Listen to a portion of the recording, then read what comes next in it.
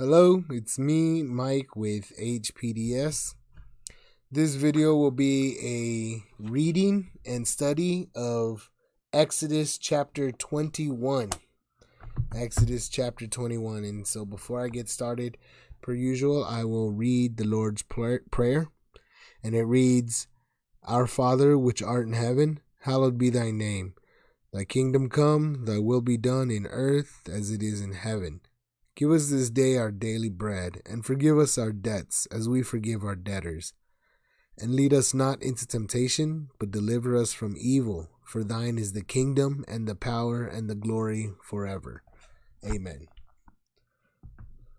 So, Exodus 21, if you remember, the last chapter, Exodus 20, we came across God on the Mount of Sinai, and he gave commandments for Israel.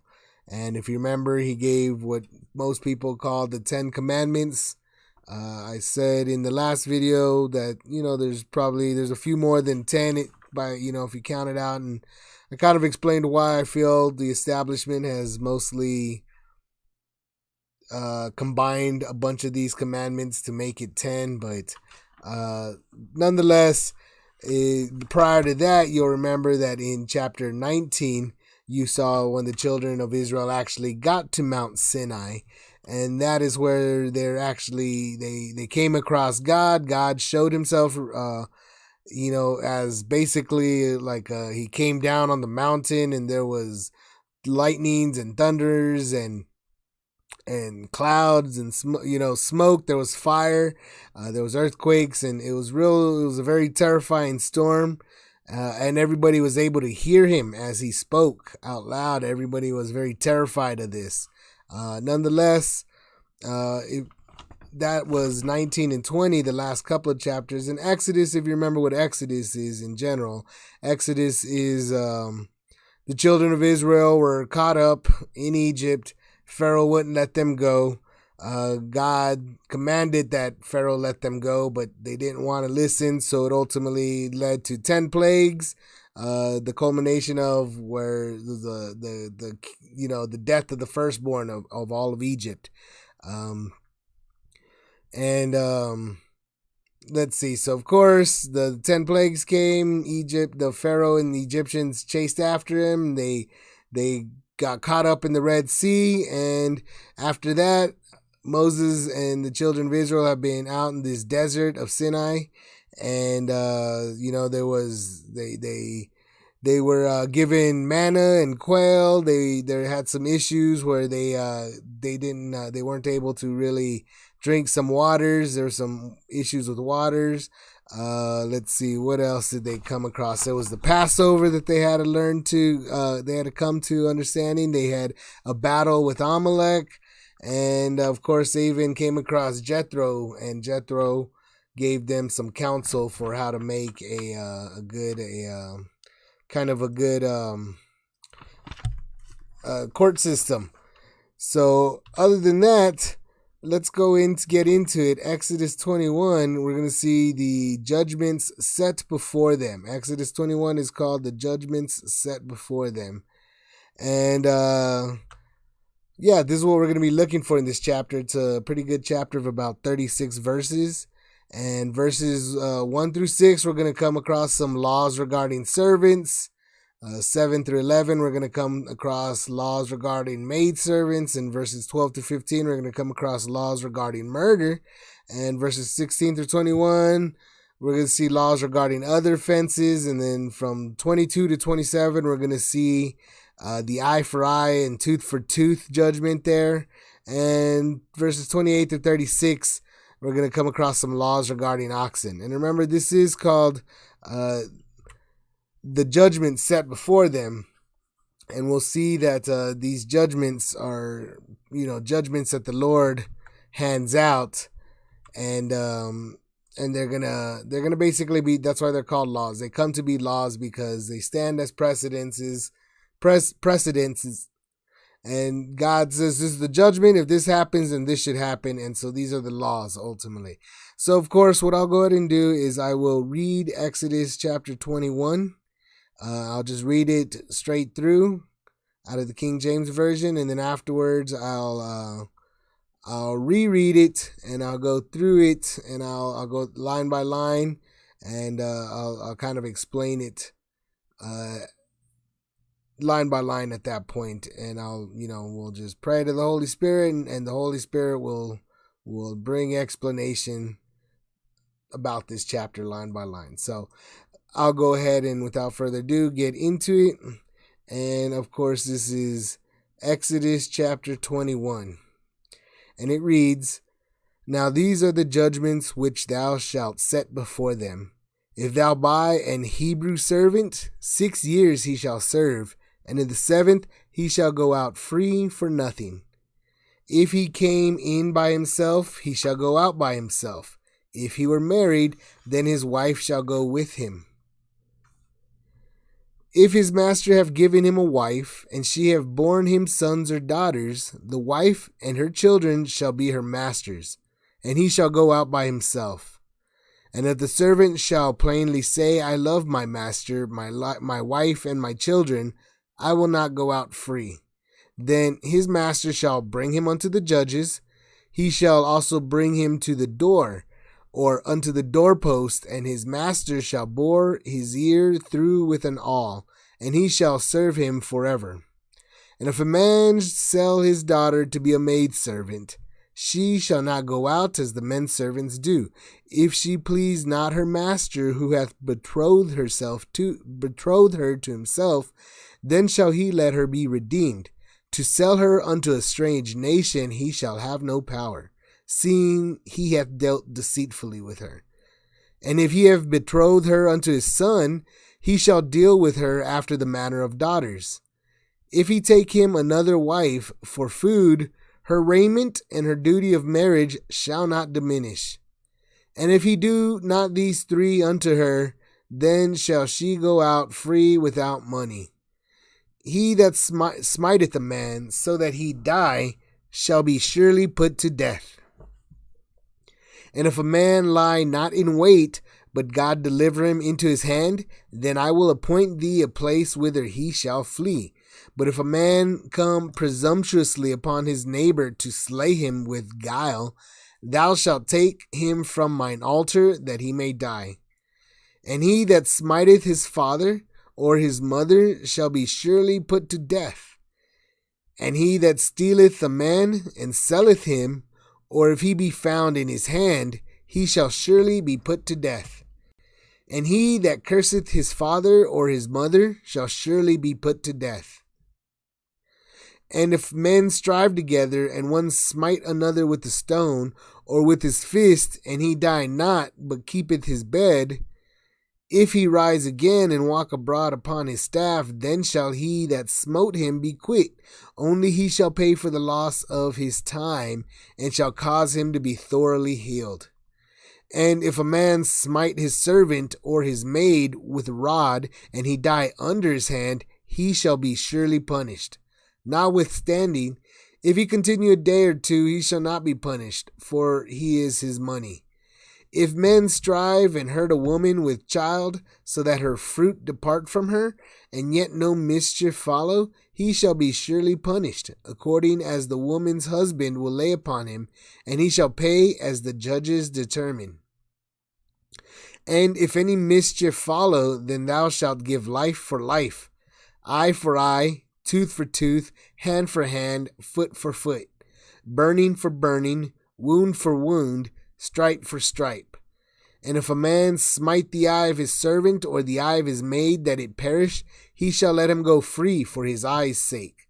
And if he smite out his manservant's tooth or his maidservant's tooth, he shall let him go free for his tooth's sake.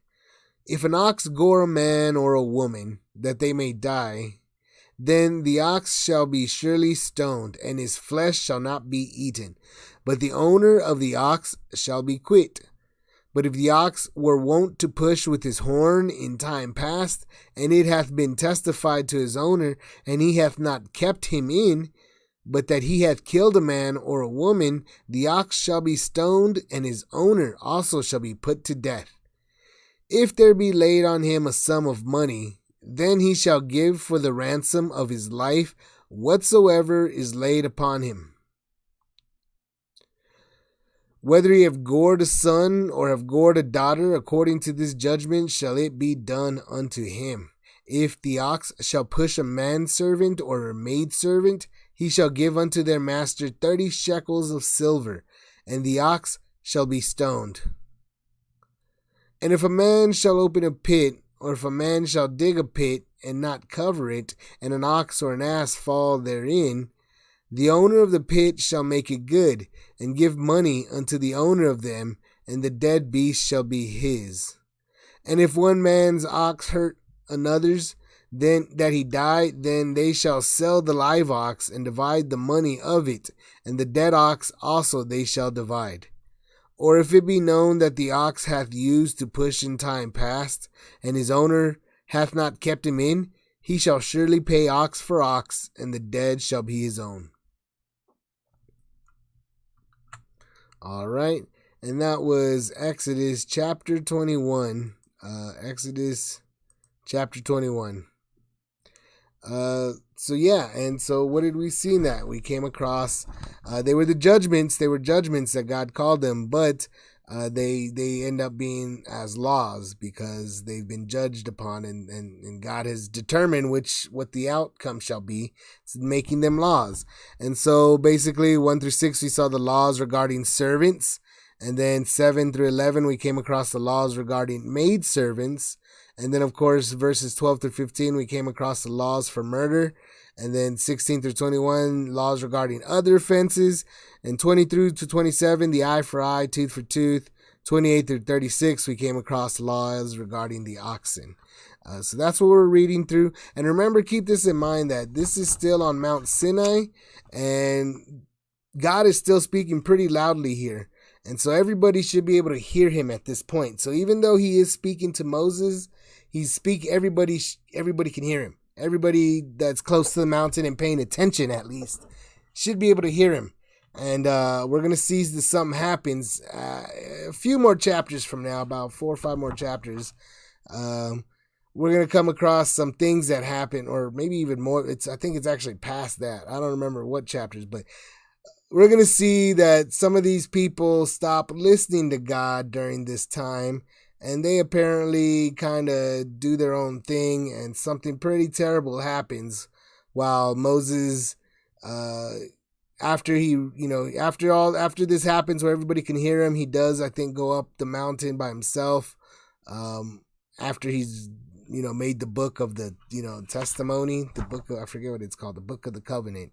Anyway, that's a few more chapters ahead, but for right now, everybody should be able to still hear him because he's speaking to Moses, but he's speaking loud enough, and these are their laws. So it's not something that even though he's speaking directly to Moses, he's made it clear that everybody should be able to hear him, and everybody should be listening to his words. Remember, he said, if you listen to me and follow my commandments, then you shall be a peculiar treasure, is what he said. Remember, they're going to be a peculiar treasure.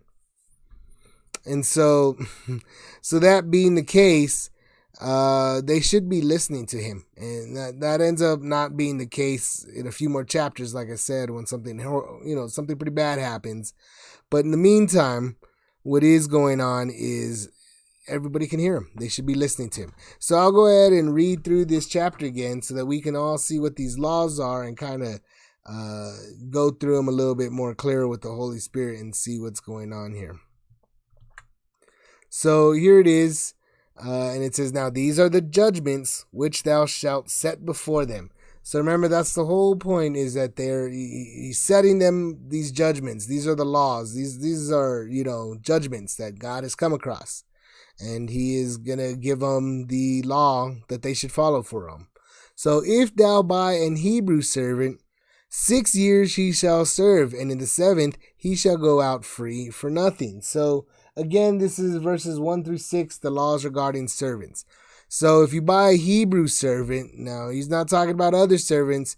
If you buy a Hebrew servant, and the Hebrews should have been at this point, you can sell yourself as a servant, which would be the same concept or close to the same concept in today's world as being an employee for a company. So you could be an employee for this person, and that's loosely kind of saying that way it worked, but that is the concept that of the servantry is that this servant could hire himself out by selling himself to this person, and if it's a Hebrew, you only allowed to buy him for 6 years. In the seventh, you actually let him go free for nothing if he's a Hebrew servant. Now, if he's a different kind of servant, then that's a different story. But for right now, God is saying, if you buy a Hebrew servant, you can only use them for 6 years, and then the seventh, they go free. You get what I'm saying? So God is saying that, you're not supposed to make slaves of your own people to these children of Israel. He's telling them you're not supposed to make, if you hire them out, that's something different than keeping them forever. You don't own them. That's what God is telling them. And remember, it's because he let them out of Egypt. They were in bondage out there in Egypt. So this is one of those things that he's making it clear. Now this is don't keep them in bondage forever. You got to let them go on the seventh year. And then in the verse 3, it says, if he came in by himself, he shall go out by himself. If he were married, then his wife shall go out with him. So when I say it, kind of like I said, it does follow the concept of employment in today's world. In today's world, of course, it's not quite the same, where the master was in charge of a lot of things here. The master owned a lot of things, therefore the master, in today's world, we've all got a lot of autonomy. We've got a lot of vehicles. We've got a big open world, road system, all kinds of things.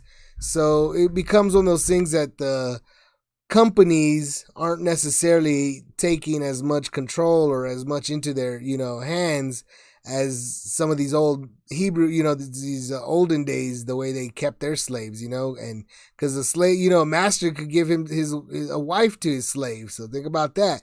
And it's not like a company necessarily in today's world gives you a wife, but it gives you money and the concept of having a job, getting married, and having children, of course.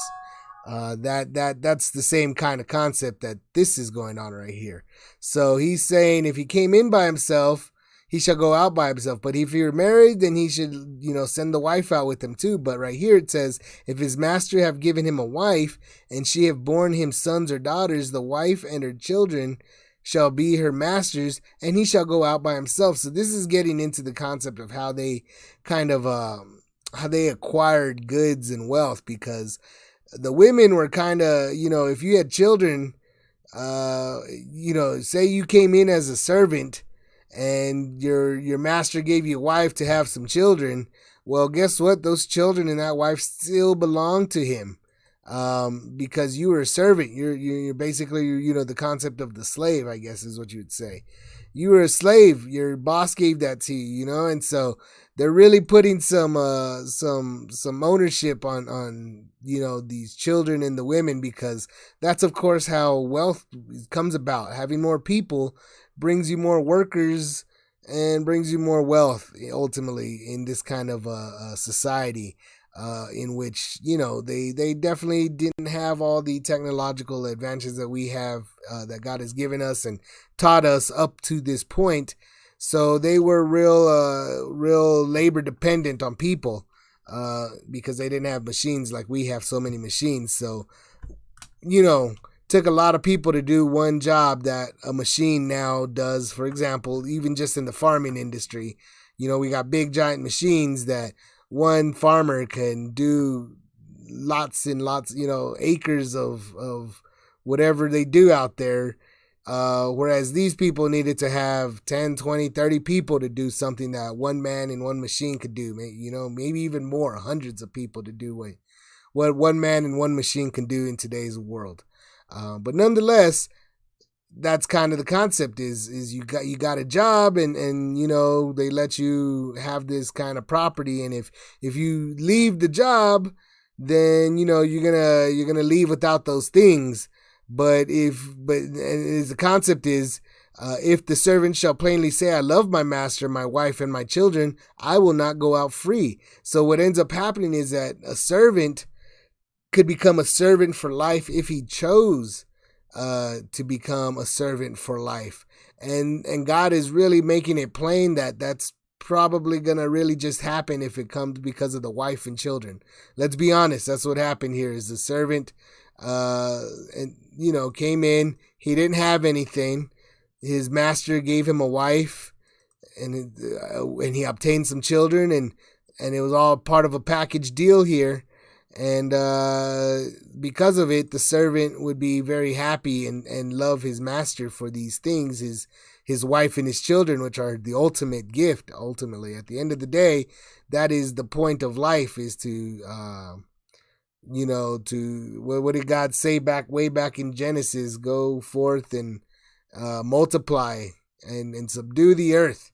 So that's really what he was telling us. That's the point of life, is to, have marriage and children. That's the point. And obviously that's why he would love his master, and if he will not go free. If he loves his master, then he's in servitude.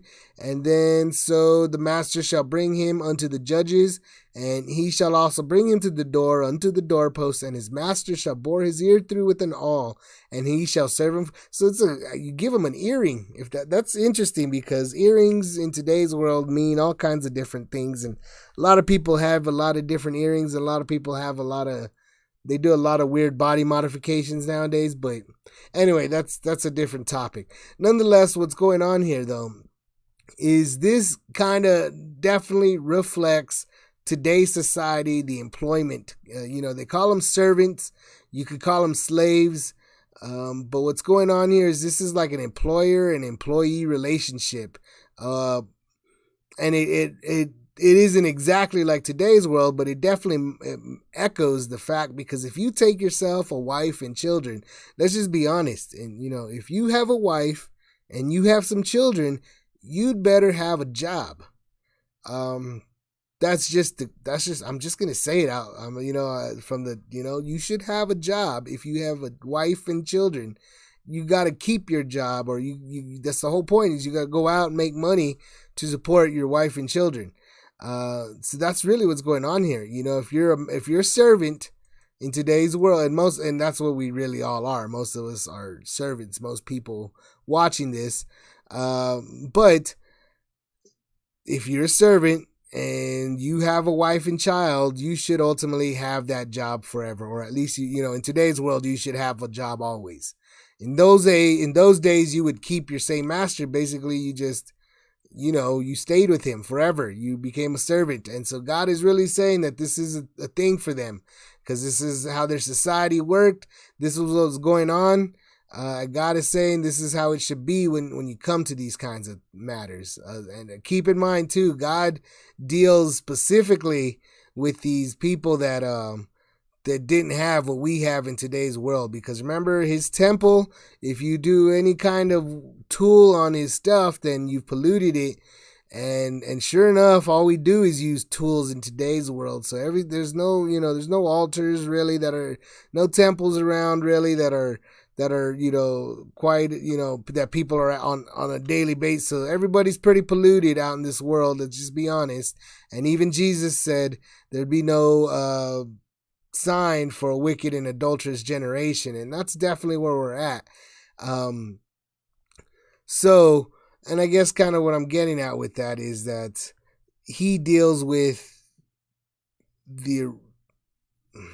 how do I say it? Out in nature. He deals with nature. He deals with what we would call, off the grid. He deals with the mountain man kind of life, that survival lifestyle. He really, today's modern world, with all the stuff that we have, the modern comforts indoors, all the lights, even all the technology that's around me and everything, that's just not what God dealt with. That's why he was dealing with these people back before they had all this stuff.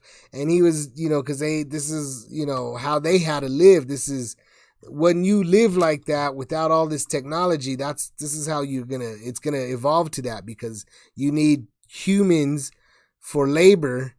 And so you need a lot of people. And so people will keep people as property in that kind of a lifestyle.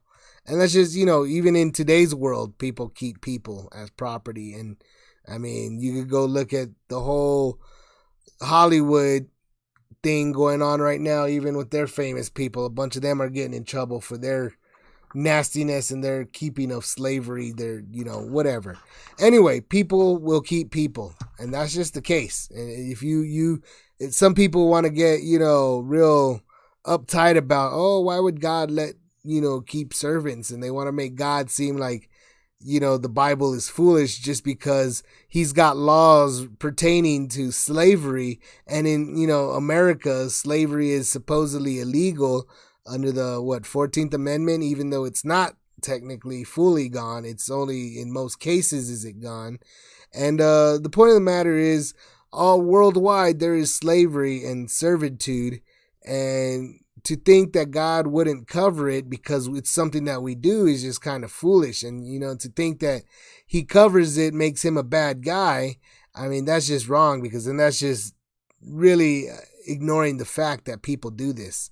People do keep people as property, and that's not God's doing. God just made some judgments on the matter. That's all he did, was issue out some laws. If you're going to keep a servant, this is how you should treat him, so forth, etc. If he's a Hebrew servant. And that was, that's just the servitude. And that was 1 through 6. And past that, we come 7 through 11, we come across the laws regarding maidservants.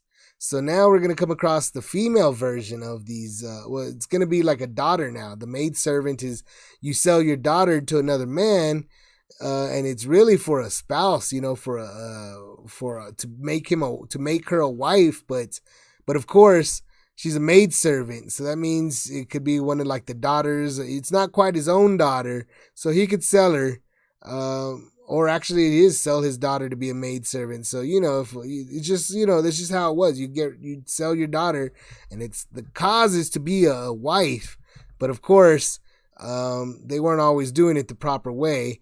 And of course, I think we come across that, not this chapter, but I believe it's in the next chapter. I believe we'll get into the concept of it.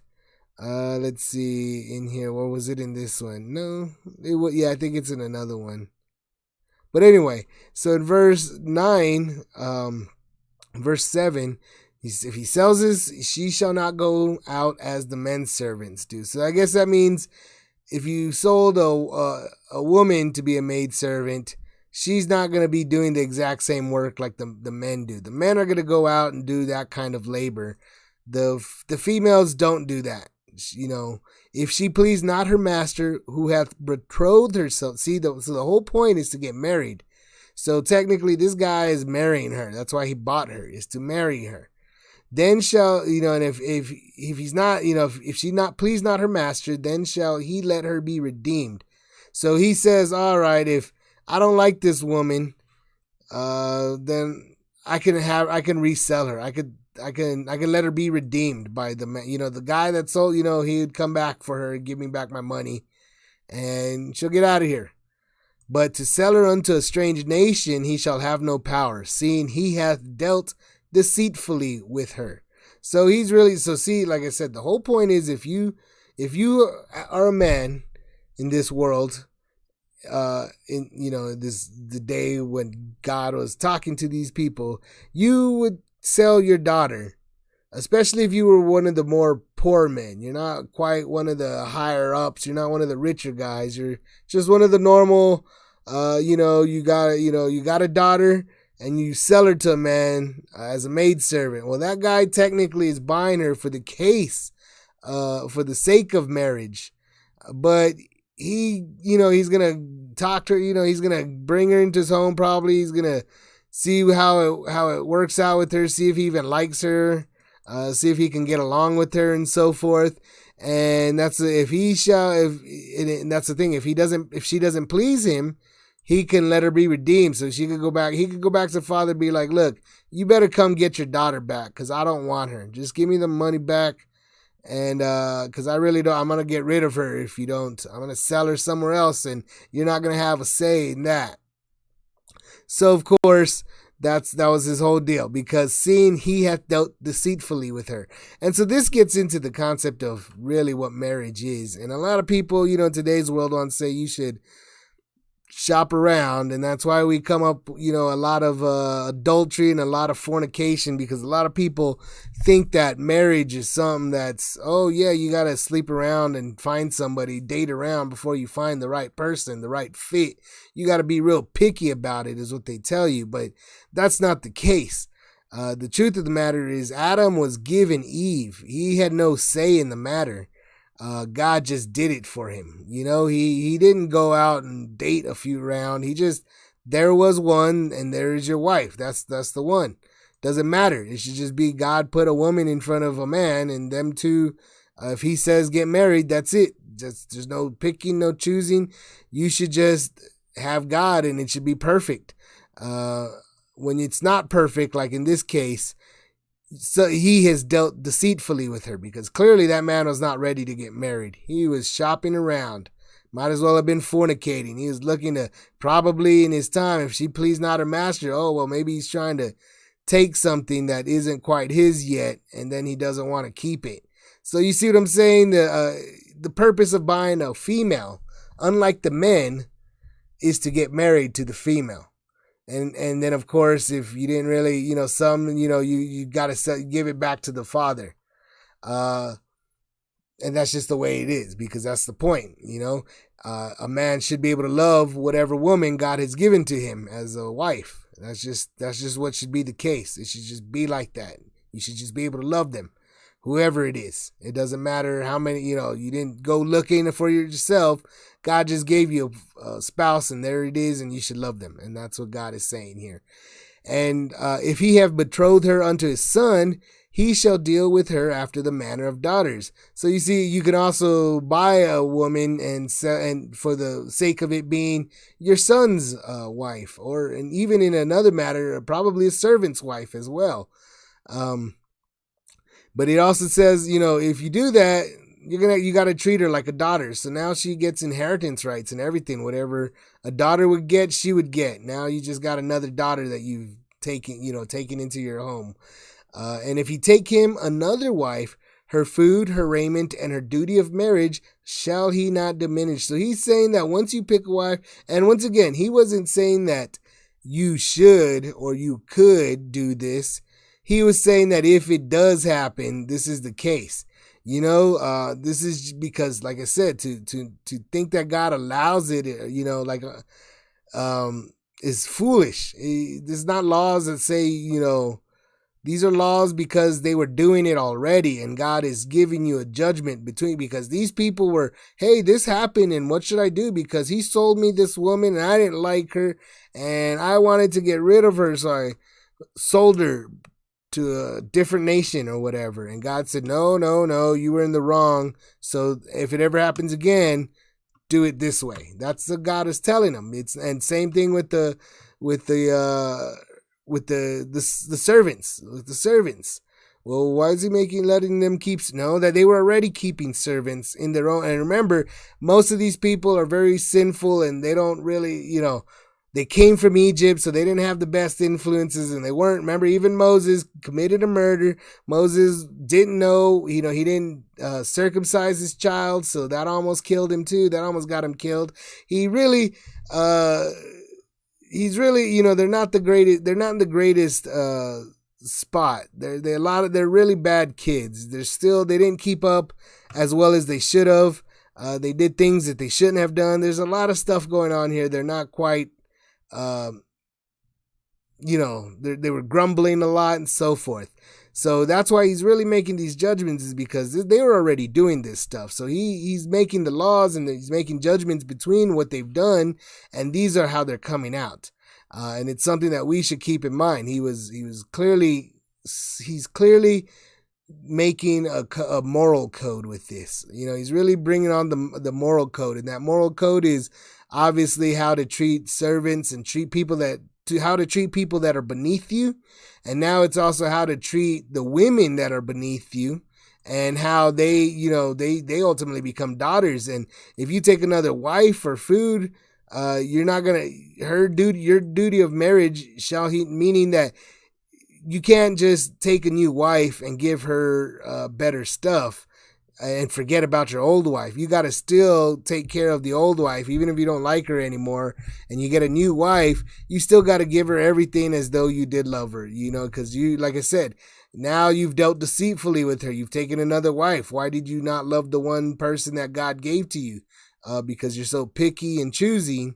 That's what's happened. So God is really making another moral code that's saying that you should really have one person in your life as a spouse, and you should really be content that you have that person, because that person was given to you by God, and that there's nothing else. There's no other say in the matter. Why are you trying to have another spouse here?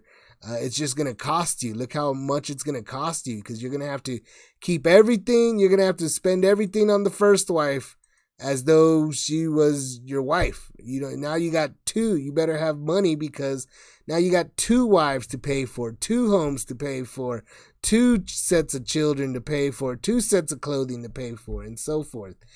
And if he do not these three unto her, then shall she go out free without money. So if he doesn't do any of that, the raiment, the duty of marriage, food, raiment, and her duty of marriage, if he doesn't, then he can't keep her as a servant. She gets to go free. She's a free woman. She is no longer a servant, to be bought and sold as she was initially, because that was her lot in life. She's a more of a poor woman that could be sold by her own father, but she could gain her freedom if her husband got another wife and stopped taking care of her. There's nothing he could do to her anymore. He couldn't say, "Hey, that's my wife and she ran off with whatever, and she can't get married to nobody else. That's my wife." No, you didn't give her food, raiment, or fulfill the duty of marriage. So that's just not what's going on here. She was a free woman. So, and then let's see, verse 11 comes in to kind of end out this section. And if he do not these three unto her, then shall she go out free without money. So, I guess I did read that. So yeah, she's free. That's it. That's the maidservants. So the next one is verses 12 through 15 about murder. So we come and we read that he that smiteth a man so that he die shall be surely put to death. Okay.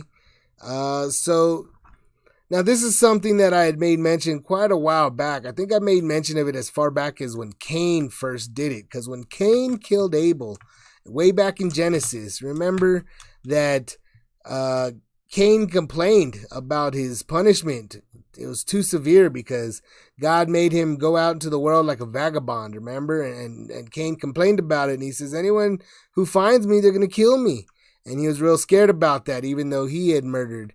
And of course, God put a mark on him and said, anybody who kills Cain, I will avenge sevenfold. And so, and I had made mention that the thing was that, he didn't take his life right then and there because they hadn't been told what this law was. And then even when Moses killed that man, they had not yet been told what the law was.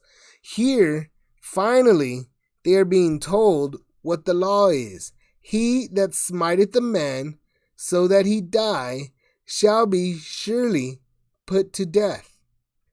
That's just what he's saying. So if you kill a man, you will be put to death as well. And then here's the other thing, though.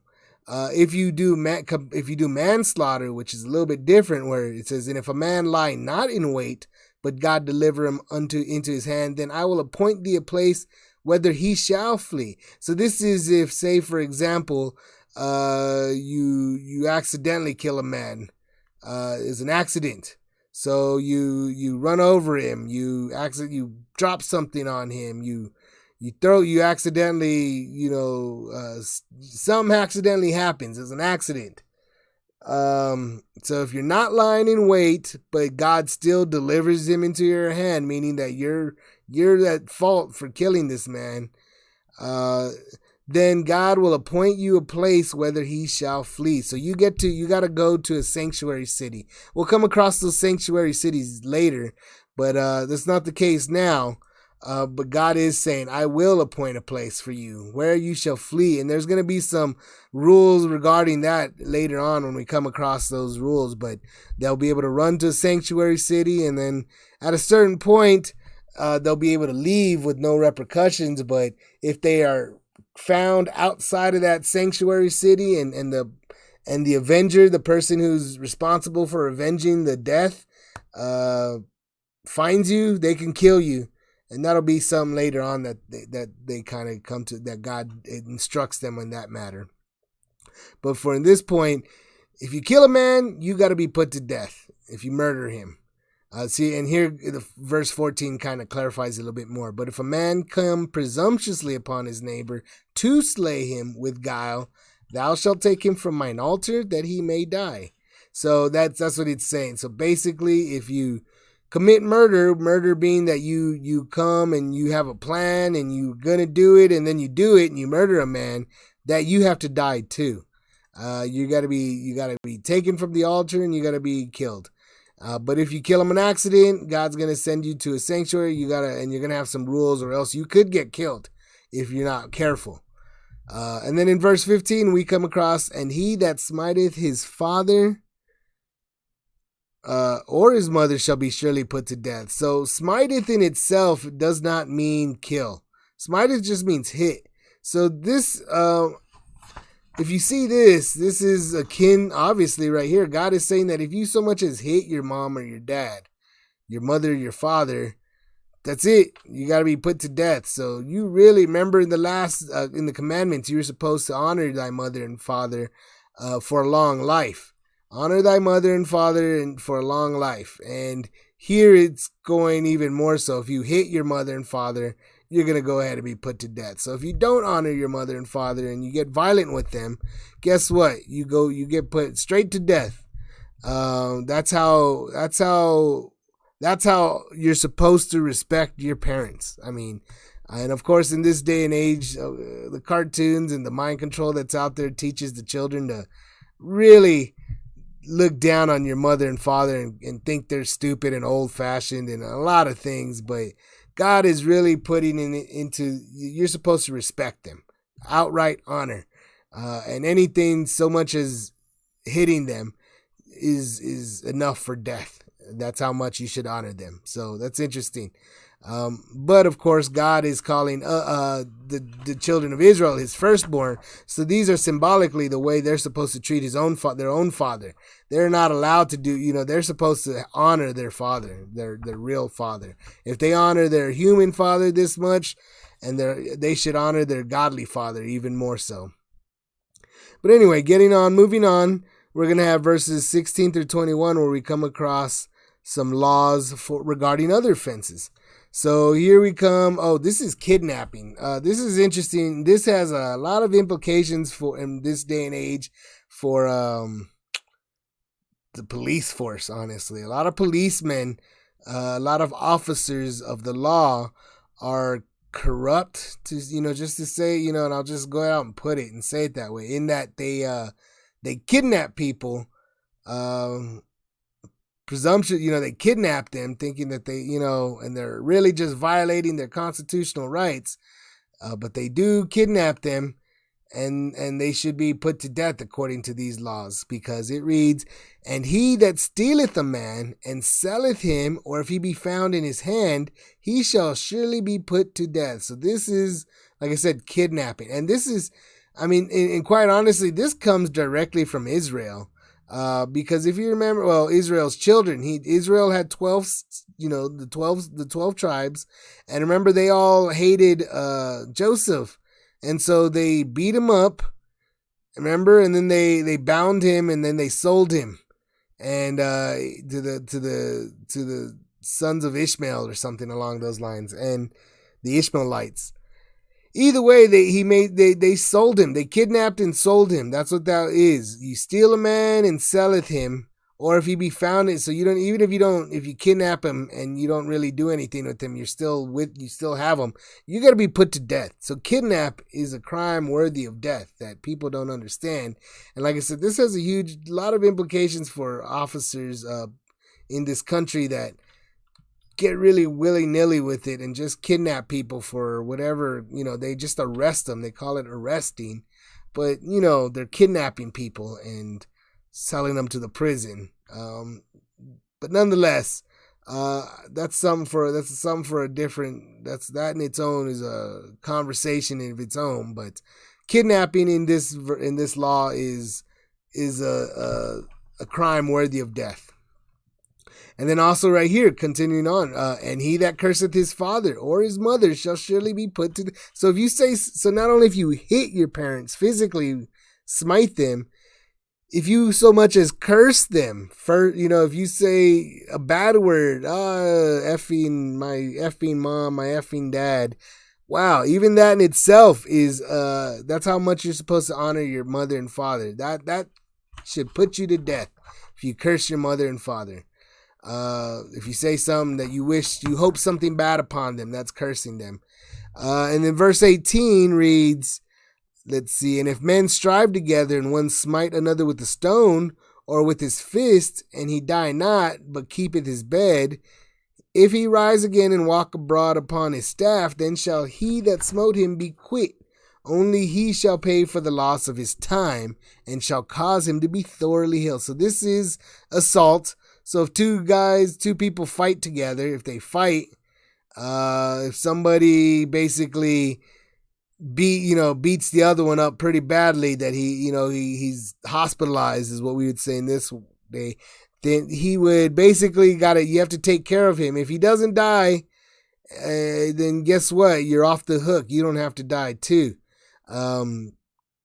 You'll be acquitted. The only thing is you still got to pay for the loss of his time, and you got to make sure he's thoroughly healed. So if you assault somebody pretty badly and they don't die, well, then you got to make sure if they're out for a week, you got to pay him for a week's worth of, loss. If he's out for a month, you got to pay him for a month loss of a month of wages, and you got to make sure he's thoroughly healed. So you got to pay for it all. So you got to pay his doctor bills. You got to pay his medical bills. So that's kind of that's assault. What we know as assault. But here we get into more assault, but this is like assault on your servants. So again, this is kind of another interesting, it's about the servants. And if a man smite his servant or his maid with the rod, and he die under his hand, he shall surely. So it's still murder if you killed your servant. Right there. If you kill him, that's murder. You got to die. So you don't want to kill your servant. You can't just kill your slaves. You got to die too. That's an interesting concept, that you are not allowed to kill your slave, which is what a lot of people feel like slavery was all about. Oh, slavery, keeping slaves meant you can kill your slave. And a lot of people have that kind of misconception, and that is not the case at all. If you kill your slave, then you must be punished, and that's death. However, same thing, concept. Oh, you could assault them, though. Notwithstanding, if he continues a day or two, he shall not be punished, for he is his money. So guess what? If they don't die and you just hospitalize them, oh, you're lucky. But guess what? Keep this in mind. That is your money. You keep treating your money that way, you're not going to have any money. That's what God, that is the punishment right there. You keep it in mind that you do it. If you kill him, you're going to be killed too. But if you just assault him pretty bad and he goes hurt, keep in mind that's your money. He's going to work that hard for you in the future, which is not to say very. If men strive and hurt a woman with child, so that her fruit depart from her, and yet no mischief follow, he shall be surely punished, according as the woman's husband will lay upon him, and he shall pay as the judges determine. And if any mischief follow, and this is where we're getting to. So that was 21. To verse 21 was the laws regarding other offenses. Moving past that, 22 through 27, we're going to come across the eye for eye. And tooth for tooth. And this comes from, again, it starts off with the woman.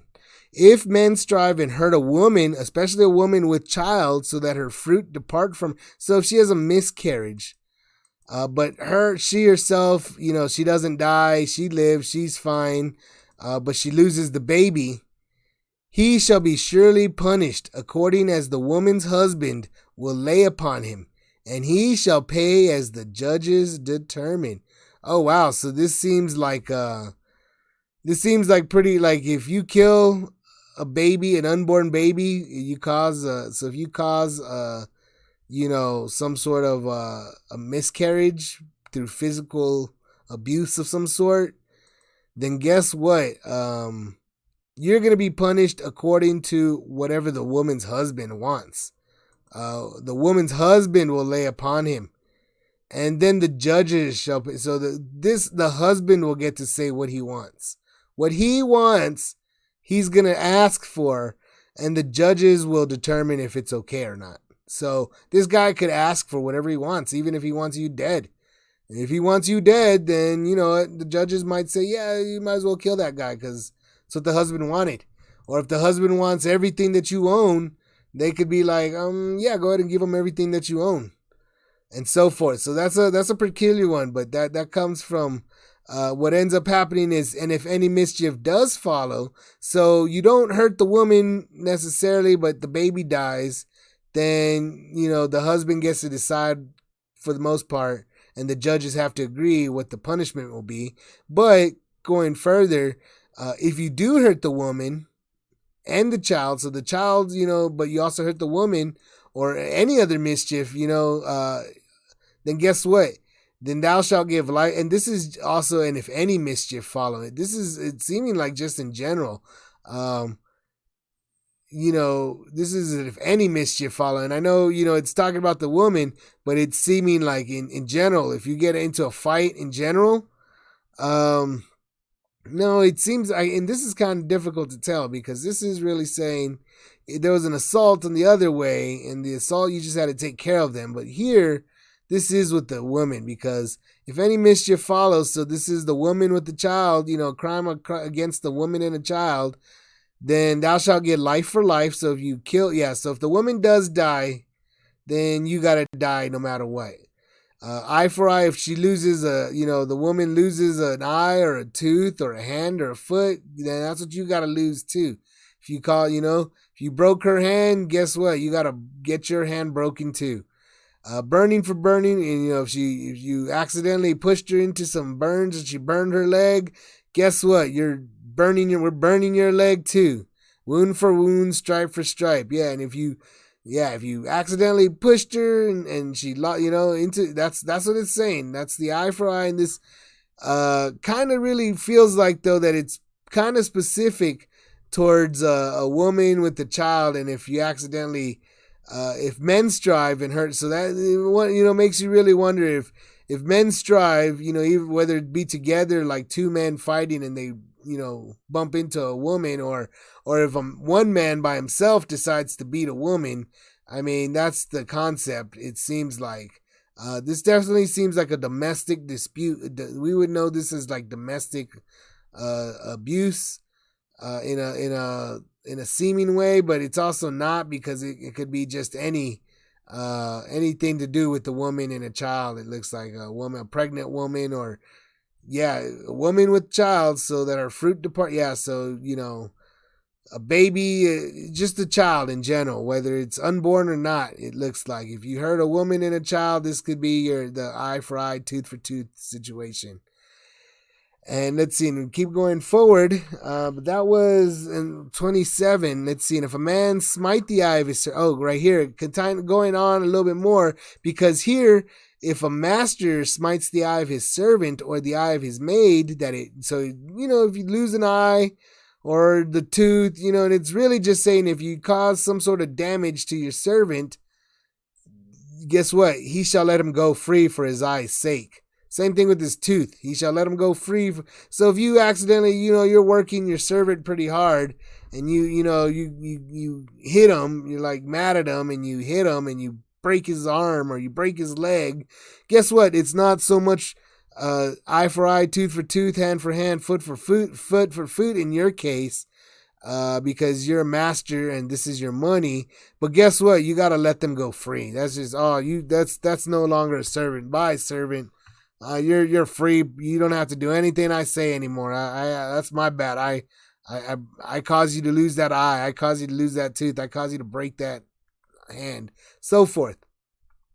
So that's the eye for eye, tooth for tooth. It's not for everything, it seems like.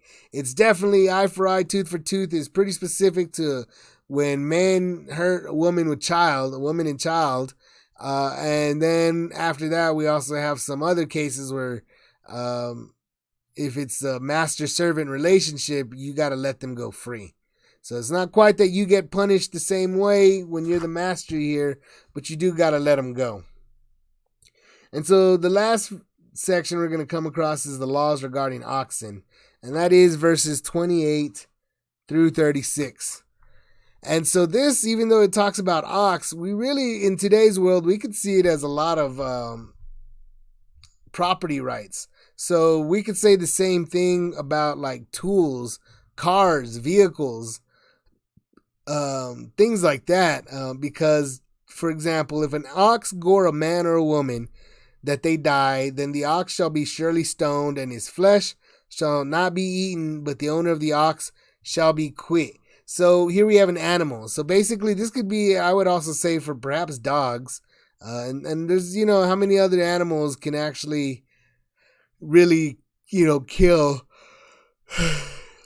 a man or a woman, but nonetheless, an ox, ox are really important in those days because they were the beasts of burden. So they really depended on a lot of livestock, and we depend on livestock just as much as they ever did. However, the livestock in our world isn't so scattered. It's more centralized, and of course, there's companies out there and farmers and everything, and mostly they own all of the livestock, and they sell it to everybody else as food for the most part, not as livestock anymore. But for them, it was everywhere because everybody was doing their own cooking and killing of these oxes and everything and taking care of them themselves and so forth. So in today's world, I would see it most likely as a dog, for example. Maybe if you had a snake or some venomous animals that are, if you're crazy like that. But for the most part, a dog. I would say it would be the same kind of concept. You have an animal, and if that animal kills a person, you got to kill the animal. But the owner shall be quitted, and you can't eat that. You got to get rid of that. It's basically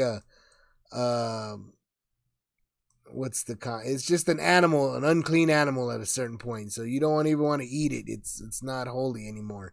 It's spilled blood. But the owner will be fine.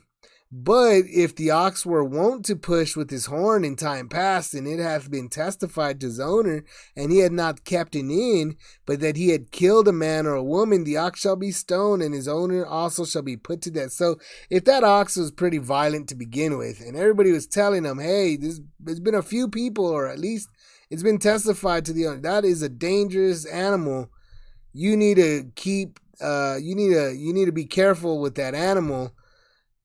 But he doesn't keep them careful. So again, with the dog, people tell you, hey, your dog's dangerous. Your dog's biting people. And then that dog comes and kills like a baby or a child or something. And people had already told you. Same thing with this ox. People have told you it's a dangerous ox and you didn't care and you didn't listen, and now it's killed a person. Guess what? You got to kill that ox, and you also got to kill the owner. So the owner knew about it. The owner knew it was only a matter of time that this animal was going to kill a person because of how it acts. Then guess what? That owner needs to be put to death as well. So not just the ox like in the first case, but the owner does too. And then this one, if there be laid on him a sum of money, then he shall go for the ransom of his life, whatsoever is laid upon him. So I guess it seems like the person who is the avenger. So, somebody, your brother died, your son died, your father died, whatever, whoever died by this animal, you're supposed to put him to death. Or you could say, hey, I need about this much money instead. We will let you live if you come up with this amount of money.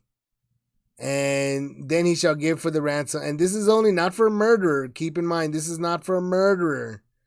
This is for when an animal kills a person and that person knew that that was a dangerous animal. So keep that in mind. This is kind of complicated, but this was a judgment. Somebody would know, hey, if you've been told that that's a dangerous animal or dangerous piece of property or whatever, and you've been told to fix it and get rid of it or do something with it, and you don't, and it kills somebody, then guess what? That thing has to be destroyed, and you should be destroyed too. But I'll take this amount of money because I recognize it's kind of an accident at the same time. And here's the sum of money. And that's really determining, from the Avenger here. So it's really whoever is closest to the person that was killed, it's them determining based off of whoever's animal this was, So it's really kind of pretty specific of a case here, but you don't have to think of it with just ox. You can think of it, this is animals as well, but I would even come to think of it with, like, in today's world, property. You could also, people keep weird, hey, you had a hole there and everybody had told you that hole is dangerous. Somebody's going to die if they walk into it and they're going to fall. And guess what? And you just leave it there and somebody dies in that hole, and that person, their family could be able to say, I want that man dead. Or they could say, you know what, I want this amount of money for you. And if not, you should be put to death. A ransom money. And so that's a pretty specific case, but it doesn't have to be necessarily with ox. Like I said, you could think of it as, even on the property, I would think of that, it would work out pretty much the same in today's modern world. Whether he have gored a son or have gored a daughter, according to this judgment, shall it be done unto him. So once again, whether it be, whoever is responsible for avenging this death could lay a sum of money as a ransom. And if you came up with it, then you could live. If not, you were to be put to death for what your animal did. So going on, verse 32, if the ox shall push a manservant or a maidservant, he shall give unto their master 30 shekels of silver, and the ox shall be stoned.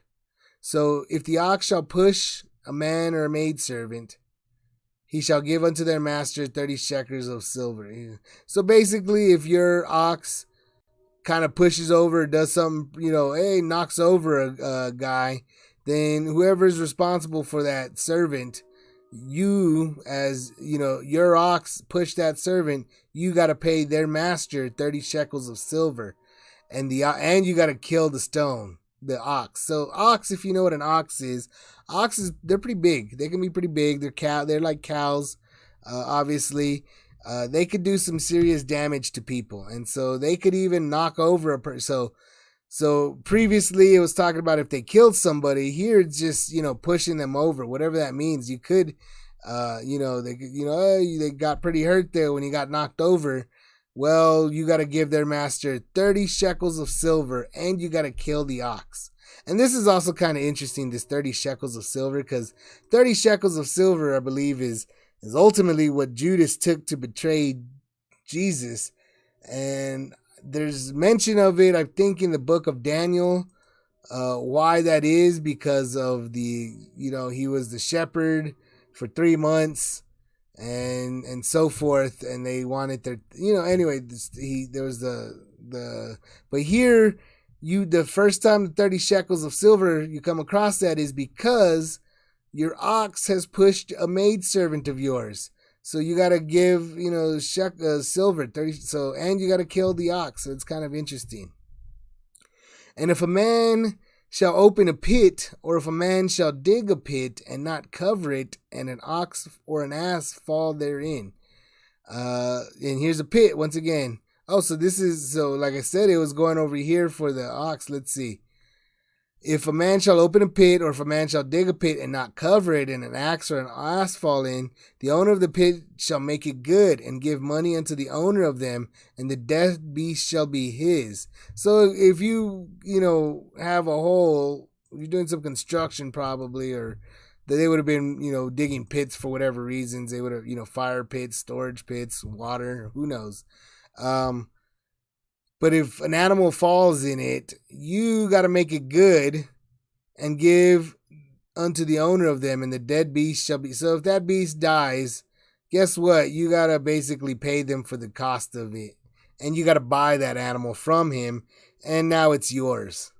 It's dead there. You got to do something with it. It's your dead property. And if one man's ox hurts another that he die, then they shall sell the live ox and divide the money of it, and the dead ox also they shall divide. So if your ox kills another person's ox, you gotta sell your ox, and you gotta give the money between the two of y'all. And also the dead ox, you gotta split between the two of y'all. So it's kind of like a half, And then also verse 36, or if it be known that the ox hath used to push in times past, and his owner hath not kept him in, he shall surely pay ox for ox. So the same situation, like, hey, that's a violent ox. We've told you about that ox. You're lucky it didn't kill a person, because then you'd be liable for you to die with him. In this case, he only killed another ox. Guess what? Instead of half situation, now you got to do a full situation. You got to pay ox for ox, and you got to pay the other dude for the whole ox, and you got to keep the whole dead ox. So, that's kind of what's going on there. That's the laws regarding oxes, and that's the end. And oxen, they're livestock in those day and age, but in today's world, since there isn't so much livestock, you could still think of these like a dog is the first thing that comes to mind. But it also seems like you could also have the situation kind of be like with property, things that you have that could kill somebody, from your own house or something, accidental things, that, hey, if it was something that we've told you about, that you should die too. But if it was something that, was an accident, then guess what? That thing should be probably destroyed. Like if it was, just so many things that could happen. Like I said, there's so many accidents that happen in this world and so forth. But anyway, that is Exodus 21 in its entirety. I'm going to go ahead and end this video now. It's kind of really late. I'm really tired, honestly. But if you're watching this, I hope that you will like the video and subscribe to this channel for future chapter by chapter Bible studies. Beyond that, I pray that we all bless Jesus Christ, and that Jesus Christ blesses all of us. So God bless you, and I think that's it. Amen. So see you in the next video.